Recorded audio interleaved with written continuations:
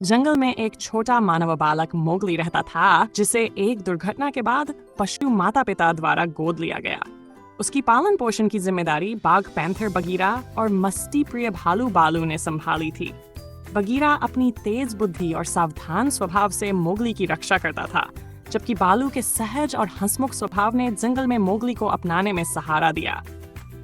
एक दिन मोगली का जीवन संकट में पड़ जाता है जब शेर खान नामक दुष्ट बाघ उसे मारने की साजिश रचता है।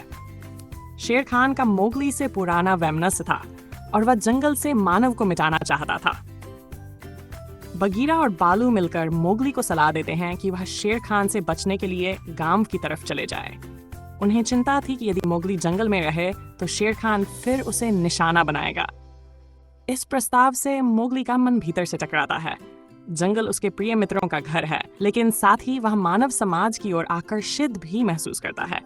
बगीरा, जो तार्किक और दूरदर्शी है, कहता है मनुष्य कहीं भी हो सकता है, उसकी पहचान उसके बर्ताव और बुद्धि में है, न कि जगह में। इस प्रकार मोगली अंततः यह समझता है कि उसका असली घर वह है जहां वह प्रेम और सुरक्षा पाता है, चाहे वन हो या गांव। अंततः वह एक साहस भरे दिल से मानव समाज की ओर बढ़ने का निर्णय करता है, ये जानते हुए कि भले ही उसकी जड़ें जंगल में हों, पर अब उसे एक नया आरंभ करना है।